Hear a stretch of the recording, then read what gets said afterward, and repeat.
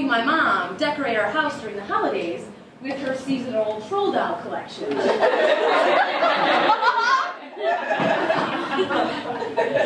I will repeat that. While the rest of the normal Lutheran families in our neighborhood had like nativity scenes, traditional, Jesus, Mary, wise men, etc., we had troll dolls, all right? Pink hair, big belly, Santa hat, big eyes, bubbly toes, reindeer antlers. My mom thought they were just so darn cute. I thought they came alive when I was asleep. You know, and I mean, not just troll dolls. I mean, they're different sizes. It was crazy. And I know you're thinking, well, Kelsey, does your mom partake in the marijuana too? Valid question. Troll dolls pot. But here's the thing. She doesn't. She's totally straight edge because, quick story, when she was 5 years old, my grandma left her in the care of my hippie Aunt Tony and her friends. They thought it would be far out to give my mom a milkshake filled with mescaline. So my mom's been straight edge since she's been 5, okay? Well, you would not know that if you, like, looked at our house during the holidays. Troll dolls everywhere. It's not just the dolls. It's not just the dolls. There's, like, napkin rings and tablecloths. There's framed pictures. What? And she has, like, exposed, like, she's bowls, like little bowls that she put candy in. I do not eat anything that lives in troll dolls. Right? Now, my grandma agrees with me. Now, my grandma is a sugar junkie. She will not eat out of these bowls. She does not eat this candy. She has different reasons. My grandmother is a truck driver. It makes sense in a second. She drives a Hostess truck. She always has a thin layer of cake on her teeth. She doesn't believe in things like childhood obesity or diabetes. Doesn't believe in it. But she will not even eat out of these bowls. She's like, no, Kels, no, not eating that. Exposed bowls, no. Down at the truck stop, those guys are touching their ding-a-lings. That is crotch candy. Class in the Huff House. My grandma, she has one holiday decor that she loves, just one, a red Santa sleigh. Red Santa sleigh, she loves it. She made an old little sort of like velvet satchel that she puts it in. She has a doily that she places the sleigh on. She has a little lamp, shines just for this red Santa sleigh. And I noticed it was starting to chip. The paint was chipping. And I said, Grandma, maybe it's time to chuck the sleigh. No. You're not kidding. No, I'm never gonna. Oh, come on. Do you even know what that is made out of? I made that during the Great Depression. All right? That is a turkey's carcass. You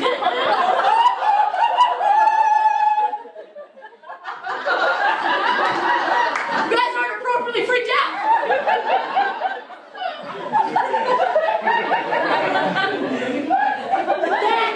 That is a trophy, and my grandmother is a serial killer for Christmas. That is not okay. If it was okay to have animal parts in your home for the holidays, I would have read about that in Real Simple magazine. Make the most this holiday season, bone marrow or whatever.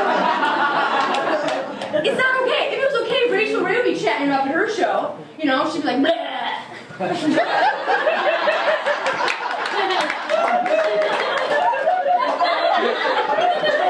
Spot on, Rachel Ray impression. Yeah, next up,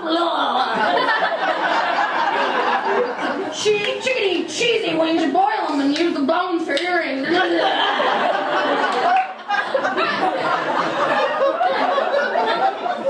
Spot on, right? Rachel Ray. Like Val Kilmer, hey Rachel Ray, all right. What are you throwing down, audience?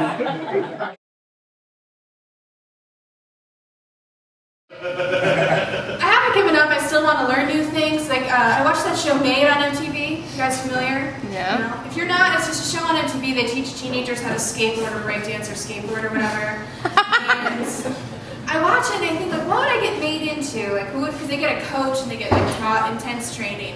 And I think, what would I get made into if I were on Made? And then I realized that I'm 31 and I DVR Made. So I should probably just request to be made into not that person. maybe anybody else, like literally anyone else in the entire room, I could imitate, be doing better. But what's it to be in high school, I asked. If you guys think of high school, have you guys ever been in high school biology class, right, and you're making Punnett squares, figuring out what color eyes your future children might have, and you realize that it's biologically impossible for your dad to be your dad?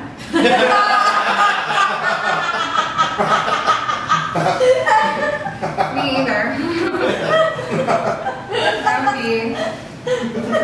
would be so weird. Super weird. Super weird. Get a hall pass if that happens, is what I'm saying.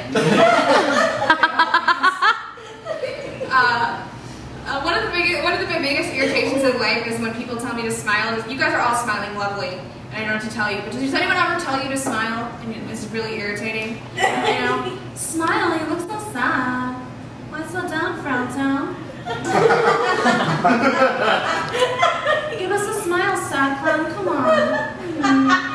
I hate that, and I had a coworker who did it to me all the time, and we were at a conference together, working in the same booth, and she said it to me every half an hour. And by day 3, I like really had enough, and I was finally just like, this is what my face looks like, Carol!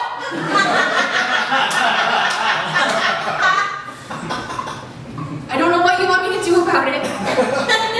This is my natural expression. I assure you, I'm fine. She stopped doing it because she was really scared of me. She screamed at her in the middle of a train show. It turns out it's frightening for most people. But the rest of the week was going by and she stopped doing it. It was great. We were packing up the booth, getting ready to leave, and I'm like, we're over this. This is wonderful. She couldn't help herself. Kristen, I know you asked me not to say anything. Could you smile? You just look so sad. And I was like, hey Carol, did you know it takes 87 muscles to frown and only 3 to stab you? And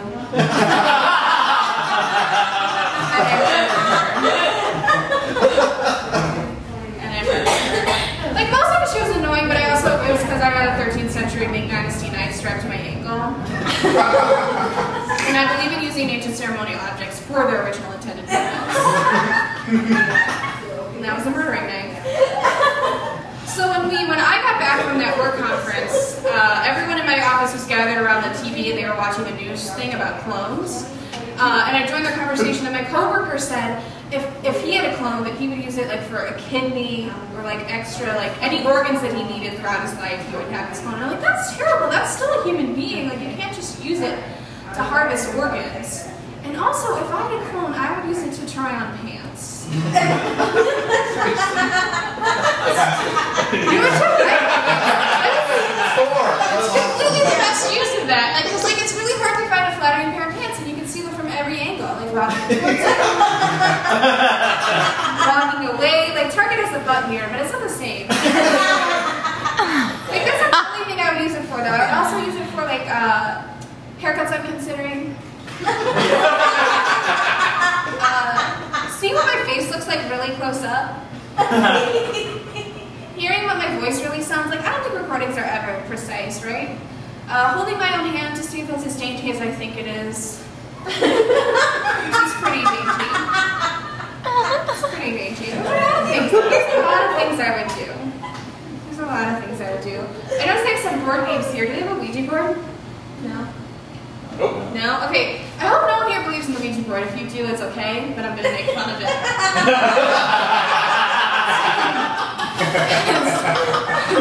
Once I asked, everyone was like, woohoo, and then I was like, oh, sorry.